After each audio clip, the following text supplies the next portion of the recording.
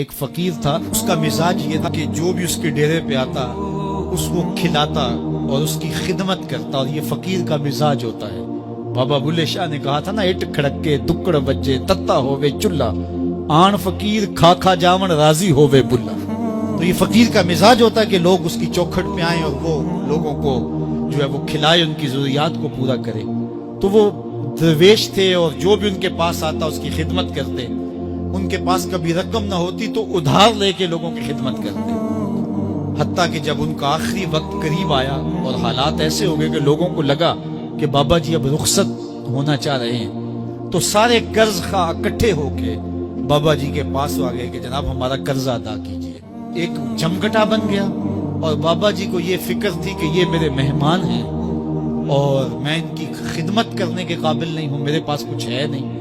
اتنے میں ایک چھوٹا سا بچہ تھا، وہ گلی میں پتیسا بیچ رہا تھا۔ آواز لگائی تو بابا جی نے اشارہ کیا، کہا میرے ان مہمانوں کو کھلا دو۔ اس نے اللہ کا شکر ادا کیا کہ میں سارا دن گلیوں میں گھوم کے جو بیچنا تھا ایک جگہ ہی مجھے گاہک مل گیا۔ اس نے مہمانوں کو سارا کھلا دیا اور بابا جی سے کہا کہ پیسے۔ تو بابا جی کہنے لگے بیٹا بیٹھ جاؤ۔ بیٹا بیٹھ گیا۔ تھوڑی دیر کے بعد اس نے پھر کہا کہ بابا جی پیسے۔ تو بابا جی نے کہا یہ سارے پیسے لینے والے بیٹھے، جب ان کو دوں گا تو آپ کو بھی دے دوں گا، آپ بھی بیٹھ جائیں گے۔ تو وہ یتیم بچہ تھا، اس کی بیوہ ماں نے اس کو تھوڑا سا پتیسا تیار کر کے دیا تھا، وہ روزانہ صبح دیتی تھی، وہ بیچ کے آتا تھا، اس سے گھر کا چولہا جلتا تھا۔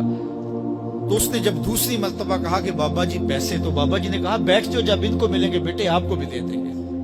تو اس بچے نے رونا شروع کر دیا کہ میرے گھر کا تو چولہا انہی سے جلتا ہے اور میری ماں میرا انتظار کر رہی ہوگی۔ اللہ اکبر، بچے نے رونا شروع کر دیا۔ اللہ کی رحمت کو جوش آ گیا۔ کوئی شخص بابا جی کے لیے نذرانہ لے کے آ گیا، وہ تھیلیاں پیش کی، بابا جی نے بچے کو دیا، جتنے بھی قرض خواہ تھے سب کو دیا اور شکریہ ادا کیا۔ کہا جاؤ، وہ سارے قرض خواہ بولے ہم صبح کے بیٹھے ہوئے تھے، یہ نذرانے والا پہلے کیوں نہیں آیا؟ کہا پہلے تم میں کوئی رونے والا نہیں تھا، ایک رونے والا آیا، سب کا کام بن گیا۔